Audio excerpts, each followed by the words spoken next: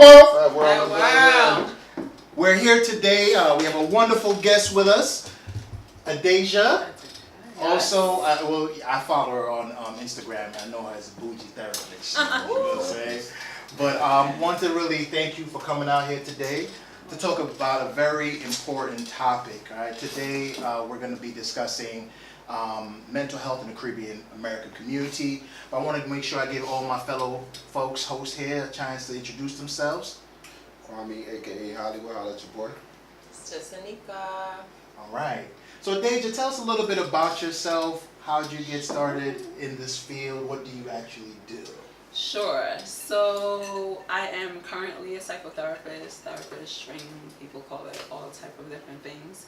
I've been in the field probably about like 7 years now.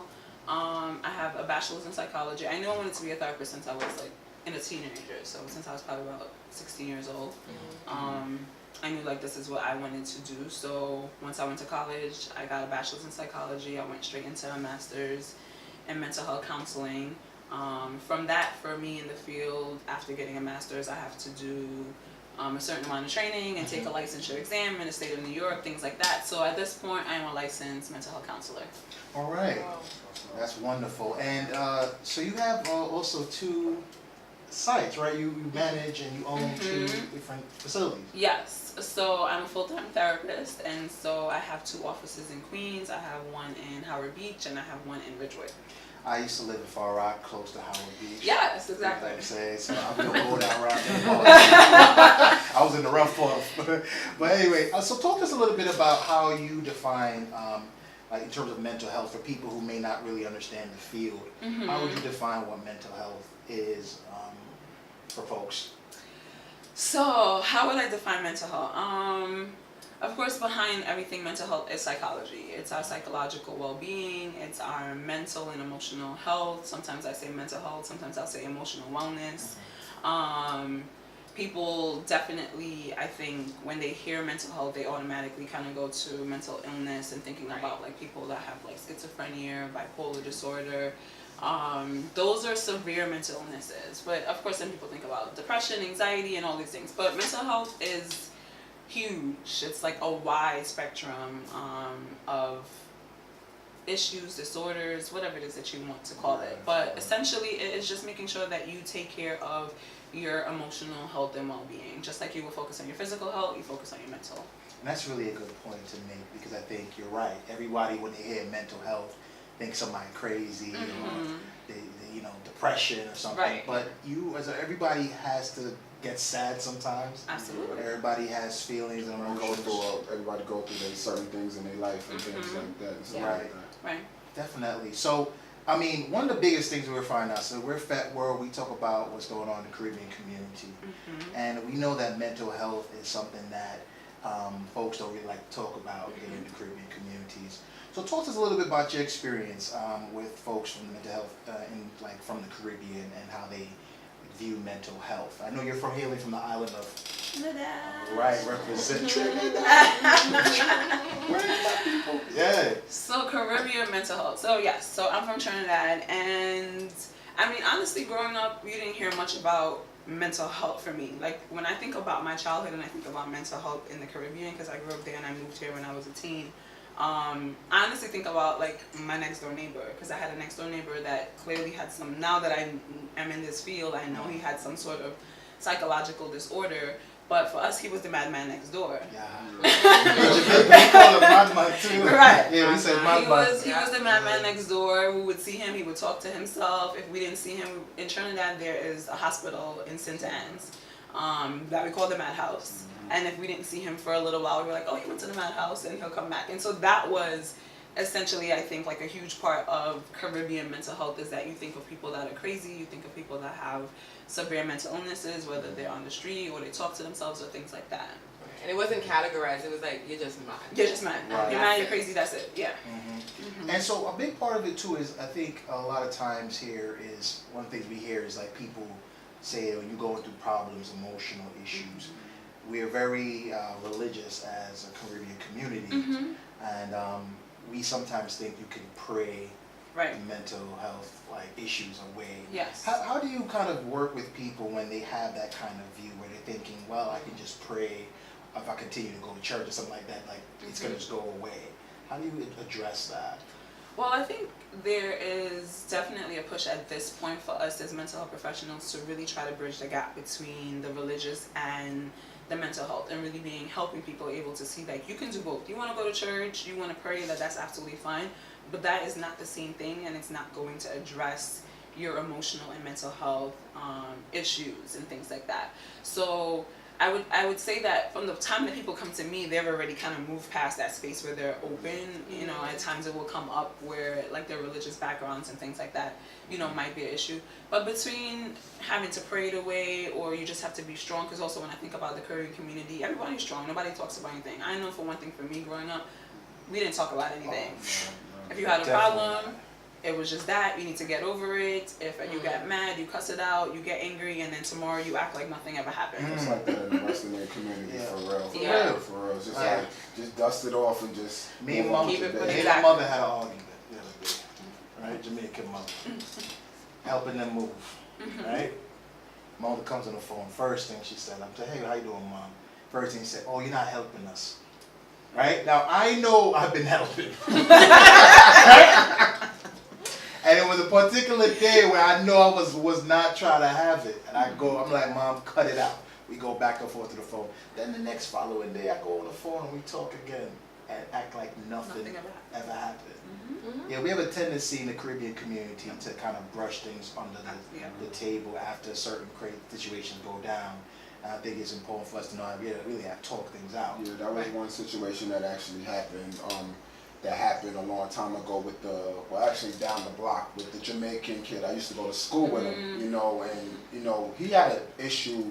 It wasn't as crazy as it is now, before it, God rest his soul, but when we used to go to school together, I noticed he had a kind of issue and things like that. I even know, and it was just like, yo, he's Jamaican, his family's Jamaican and stuff like that, but after that whole situation that happened, it was like, yo, why all of a sudden, you know, y'all coming out and saying this? And you was talking about the guy that got shot down Right, the yes. block. Yeah. You know, on Crown Heights. Yeah, so it was just crazy that, you know, that it happened, but they been knew that he had an issue, because like even when I used to go to school, and this was like junior high and high school, he, you know, he was kind of, but knowing that and stuff like that, and knowing the type of feel you in, what do you say about, you know, knowing things like that, but not, you know, because some people is embarrassed to really come out and say, yo, my child, you know, have issues and things like that. Or they don't want to even acknowledge it. How do we get past that? Well, I think it's definitely knowing that it's okay, you know, really empathizing with that person, because nothing could ever feel like that person. Like, I've worked with people that have severe mental illness. I worked in a residential setting with them where they were formerly homeless, and then they transitioned into living in, you know, an apartment, and we had to work with them. What really happens with someone that is like schizophrenic or things like that, a lot of them live pretty normal life until they're, you know, in teenagers or 20. Like for those disorders, they don't have their first psychiatric break until they're probably teenagers or in their like 20s.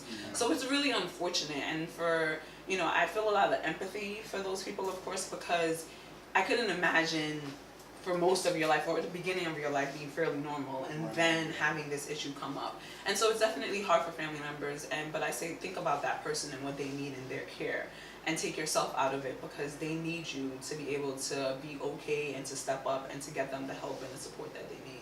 So in your field, do you see just a whole characteristics of people, like white, black and stuff, or do you see a lot of West Indian that, you know, go through stuff like that? Absolutely.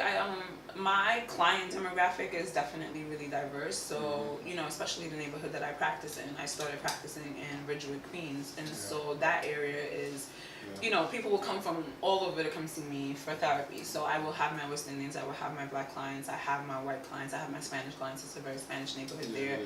Lower income, you know, middle income, things like that. One of the things for me is that when I started my practice is that I made the choice that I was going to take insurances, because I wanted to make sure that people that, whether they have lower incomes or they have medical insurance or things like that, that they had access to care.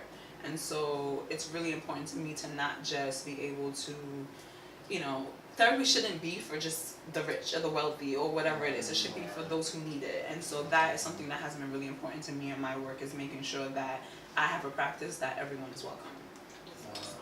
How do you think about, in terms of resources for Korean Americans, how do you, what resources are out there for them to be able to access? You talked about access and you yourself are doing that.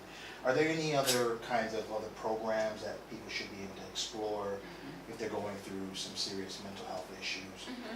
Like a friend could say, look, I have a friend over here, who can I connect you with? Yeah, in New York, the thing about being in New York is that there's actually so many resources. There's resources for everything, and just like there is for mental health. There's so many programs, there's hospitals, there's, inpatient, outpatient, there are therapists, and especially now, a friend and I were just talking today, like, really tonight was like the time for the black person. Like, the black woman is lit right now. So, whether it's like black women or the... This is the black woman's decade. This is for real. We as black men ain't doing shit nowadays, man.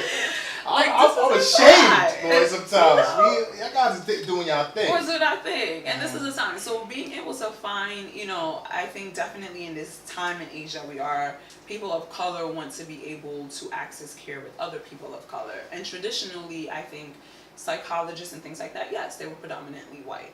But that's not necessarily the case right now. There are so many programs and so many therapists and so many people, and so you can definitely do that. I think like the most basic question that people come up to me or ask me or I hear, or with the lack of education, is that people don't know that their insurances that they have, that for whatever, gives them mental health care. You literally just need to call your insurance company and tell them you want to see a therapist, and they will give you a list. But you know what it is that a lot of people don't get a lot of good information. You know what I'm saying? They're just saying, oh, you go to a psychologist, oh, yo, that's mad expensive. So we all think that. Exactly. Just buy into it. Which is not the case at all. And so people don't know that. I run into a lot of people that ask me that question, like, how can I see you? And I'm like, you have insurance. As long as you have insurance, you can see a lot of therapists, in New York. And so a lot of us are insurance based, and you can definitely either call your insurance company and find out. Most people find us on something called Psychology Today. So Psychology Today is a website that most therapists have like listings on.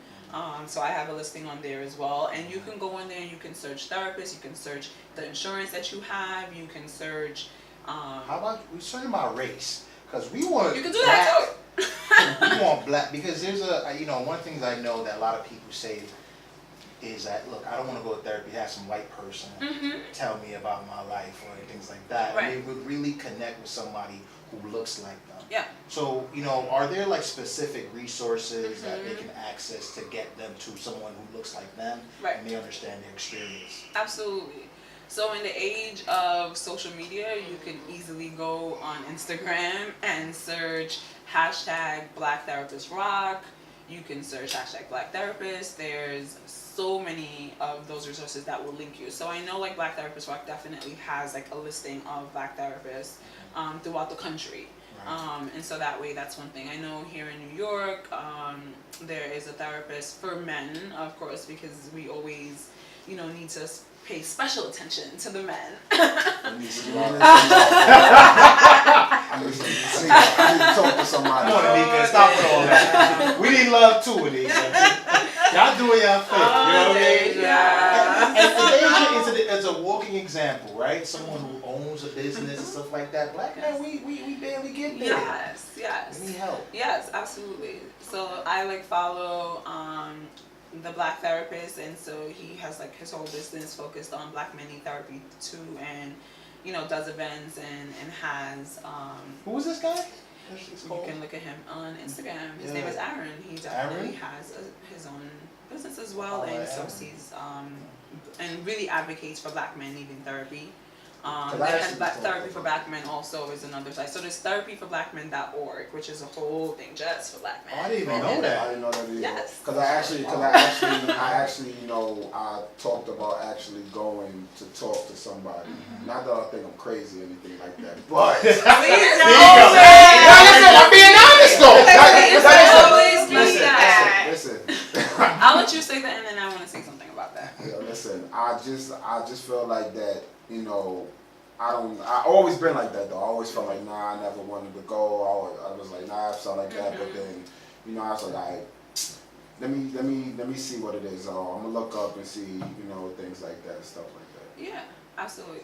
What I want to say about that is that so many times and so many people I meet, and definitely when it comes to minorities and black people, there's always, I want to go to therapy, but I'm not crazy.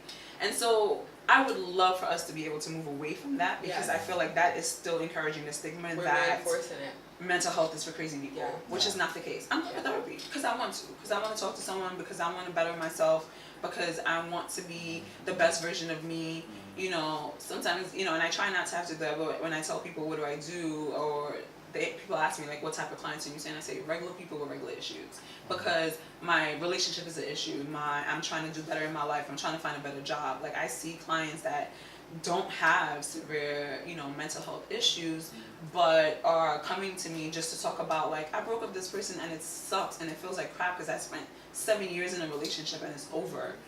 I'm 30 something and I have 2-3 degrees and I'm going around every day and I feel like life is just life, and I just don't feel good about myself, and I'm not happy, and I'm not where I want to be. That has nothing to do with schizophrenia or bipolar or anything. It just has to do with, I just don't feel good, and that's enough to go to see a therapist. Definitely. I mean, I'm a social worker by trade, and it took me some time to get to do therapy myself.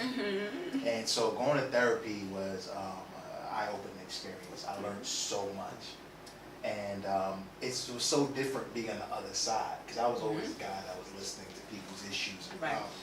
But you get to see the sense that it's so important for us to just do that, because you know, like I said, I didn't consider myself crazy, and I knew that it was something that was important to do, but I had to get myself to a place where I was willing to be open to the experience. Right. And so I think for all black people, I think every black person just needs to go to a therapist at least a couple times a year. Yeah. We deal with so many unique issues. Being black in America is stressful enough. You know what I mean? So going to therapy, I think, should be a regular routine thing. Just like how you go to the dentist for a checkup for your. Not right. You don't go to the dentist? No, I didn't say I didn't. I said not everybody. It's not everyone goes to the dentist. I mean, if I go, at least go to the primary care physician and get it once. Yeah. You're supposed to. You're supposed to. Right. Just what therapy should be part of that. Yeah. I think it should be part of a regular routine checkup. Absolutely. You know what I mean? A couple of sessions a year. Just talk about your life, see what's going on with you.